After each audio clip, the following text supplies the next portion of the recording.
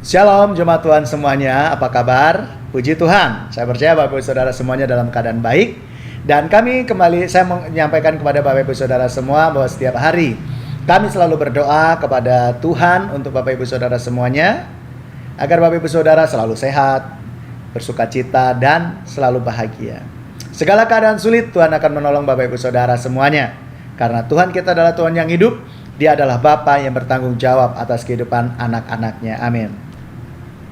Hari ini saya akan melanjutkan kembali peristiwa di dalam kitab Daniel. Kalau kemarin kita belajar tentang kehidupan Daniel, sekarang kita melihat dari 3 temannya Daniel, ya. Ini sangat luar biasa juga karena terkait dengan ancaman Nebukadnezar. Kalau Daniel terancam karena mimpi. Nah, kalau ini karena kesombongan dari Nebukadnezar.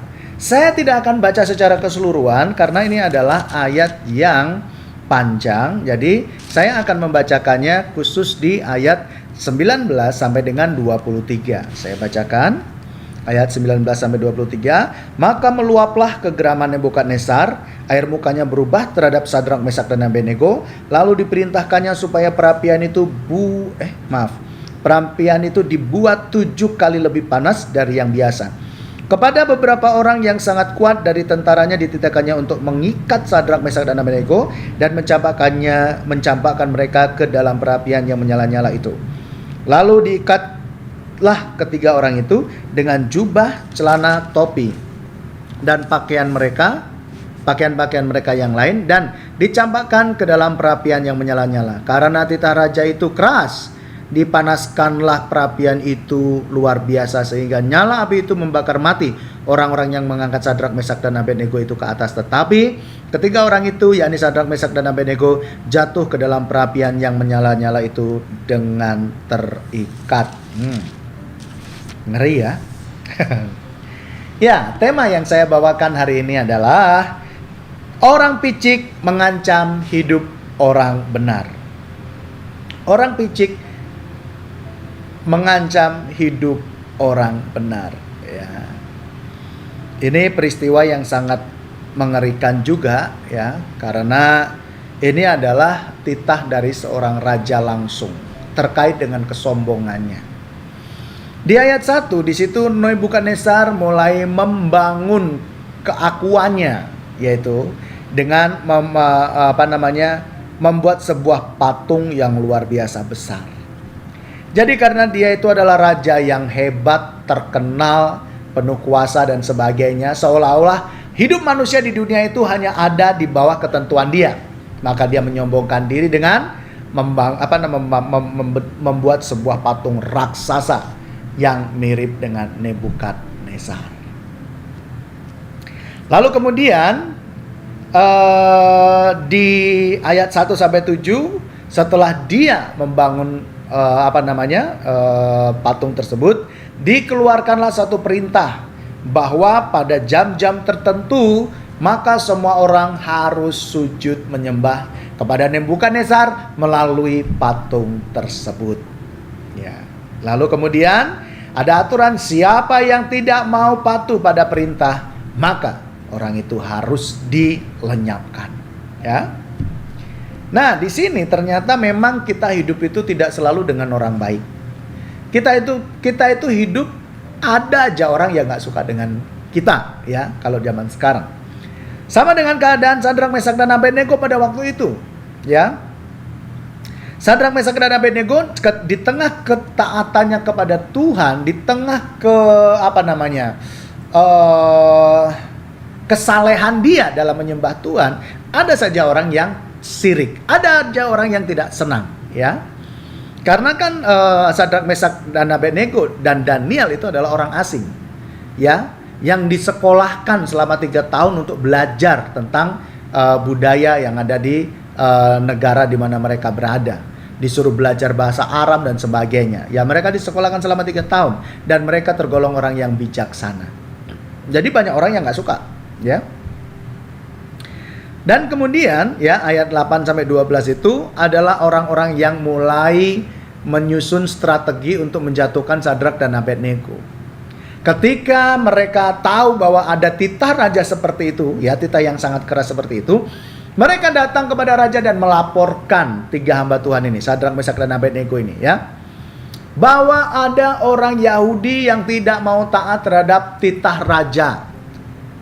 Maka di ayat yang berikutnya ya 13-15, Nebukadnezar murka mendengar berita itu. Ya, siapa orangnya? Berani sekali dia menantang titah saya. Dia belum tahu siapa saya. Gitu, kira-kira seperti itu ya. Lalu kemudian ayat 16-18 ya, ketika 3 orang ini ya, Sadrak, Mesak, dan Abednego ini dipanggil ya, Hanaya ya, di sini sudah namanya sudah ini ya, Sadrak, Mesak, Abednego ya. Ketika mereka dipanggil dan ditanya apakah benar kamu tidak mau taat pada perintah saya, lalu kemudian ayat 16 sampai 18, Sadrak, Mesak, dan Abednego menjawab, ya, benar. Kami tidak akan menyembah Allah lain selain Allah yang kami kenal di dalam nama YHWH. Kira-kira seperti itu ya. Nanti bisa diperhatikan ayat 16, 17, 18 ya. Nah, jawaban dari Sadrak, Mesak, dan Abednego ini kayak menantang raja. Udah pendatang, dikasih makan, disekolahin, masih saja membangkang. Lalu kemudian muncullah ya, atau meluaplah emosi dari Raja Nebukadnezar ayat 19 sampai 23. Di ayat tersebut ada perintah di mana supaya mereka dihukum dengan cara dibakar. Kita kena api sedikit aja udah setengah mati panasnya. Lalu kemudian kita kena air panas saja, yang hitungan derajatnya aja masih terukur ya, masih terbatas. Itu kita udah cari odol lah, cari apalah dini supaya nggak melonyoh ya, orang Jawa bilang seperti itu. Ini aturannya adalah dibakar di perapian yang panasnya dipanaskan 7 kali lebih panas dari api biasanya. Gimana coba? Kita kena api unggun di sampingnya aja kelamaan itu udah panasnya minta ampun. Apalagi ini panasnya ditambah, dipanasin lagi, tambah kayu dan kemudian dilemparin. Ngeri tidak ancamannya? Ngeri sekali.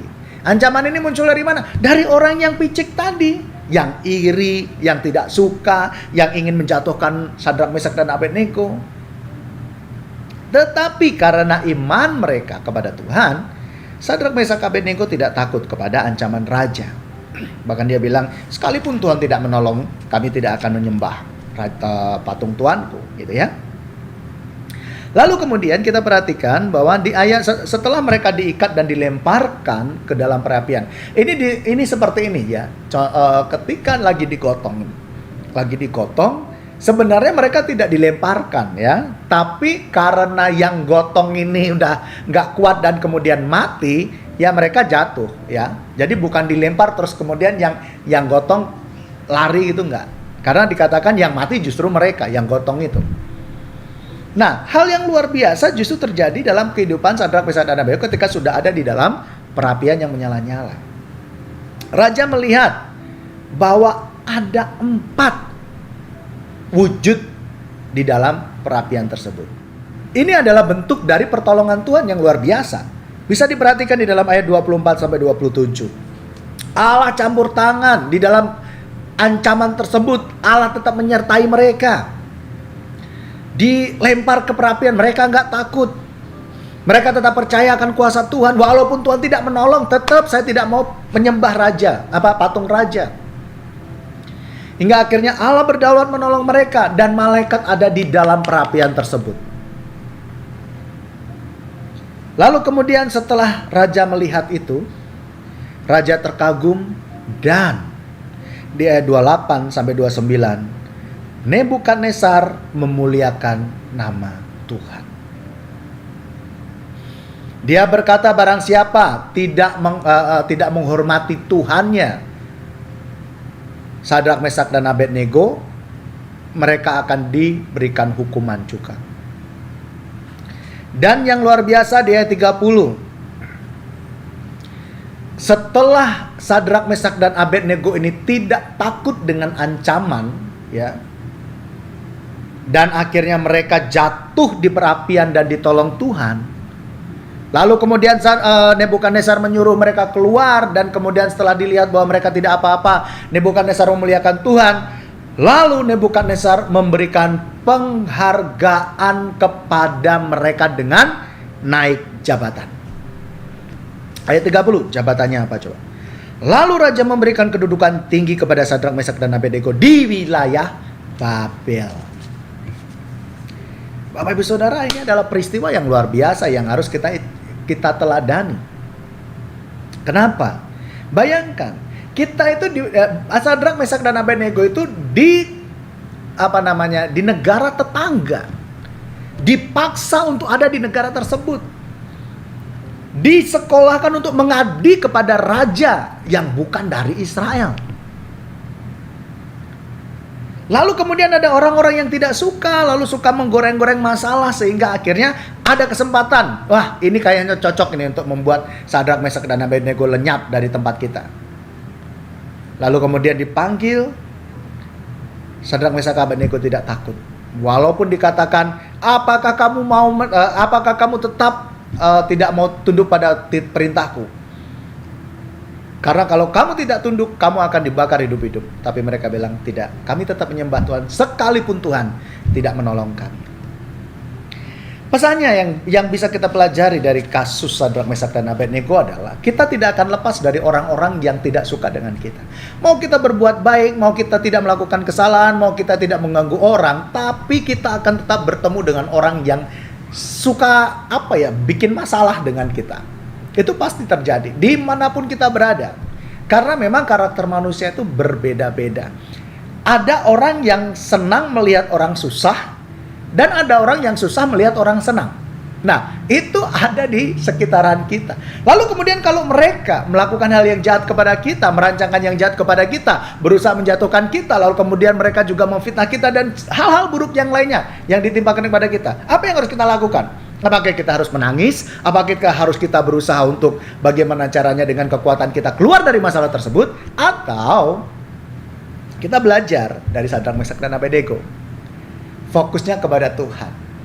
Tidak peduli orang mau merencanakan yang jahat apapun dalam kehidupan saya, yang penting saya tetap fokus kepada Tuhan. Walaupun Tuhan tidak menolong saya akan tetap percaya pada kedaulatan Tuhan. Sehingga hal yang tidak dipikirkan oleh Sadrak, Mesak, dan Abednego justru Tuhan kerjakan di luar nalar, ya, di luar nalar manusia. Apakah Tuhan masih bisa mengerjakan hal itu kepada kita di zaman sekarang? Jawabannya masih. Selama kita percaya Tuhan, selama kita taat kepada Tuhan, ancaman apapun yang terjadi dalam hidup kita akan diselesaikan oleh Tuhan. Selama kita percaya, selama kita yakin, selama kita tidak mengandalkan Tuhan, selama kita fokus kepada Tuhan, Tuhan akan beracara untuk menolong kita. Jangan takut ketika orang merencanakan yang jahat kepada kita, sebab Allah yang hidup senantiasa menyertai kita. Kita berdoa.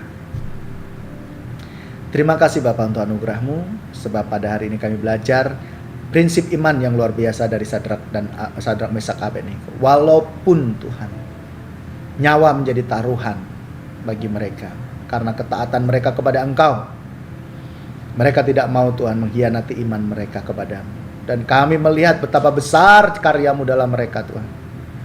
Engkau menjagai mereka di perapian yang menyala-nyala. Dan Engkau membuat orang yang menghujat nama-Mu justru berbalik memuliakan Engkau. Ya Bapa, ajarilah kami untuk kami bisa memiliki iman seperti Sadrak, Mesak, dan Abednego. Kalaupun ada orang yang berbuat jahat, merencanakan yang jahat dalam kehidupan kami, ajar kami untuk fokus kepada Tuhan, menyerahkan semua kepada Tuhan, dan menanti-nantikan pertolongan Tuhan. Hamba berdoa buat jemaat-Mu untuk semuanya, Tuhan. Kiranya mereka semuanya dalam keadaan sehat, diberkati Tuhan dalam pekerjaan, dalam apapun, keluarga selalu dalam naungan Tuhan. Dan biarlah kasih setia dan sukacita daripada Bapa di sorga melimpah atas kehidupan jemaat dalam segala perkara. Dan biarlah Roh Kudus senantiasa menguatkan hati jemaat untuk menghadapi segala keadaan di dalam nama Yesus Kristus. Terima kasih Bapa. Kami serahkan hidup kami dalam tangan kuasa-Mu, diberkatilah kami dalam nama Yesus. Haleluya.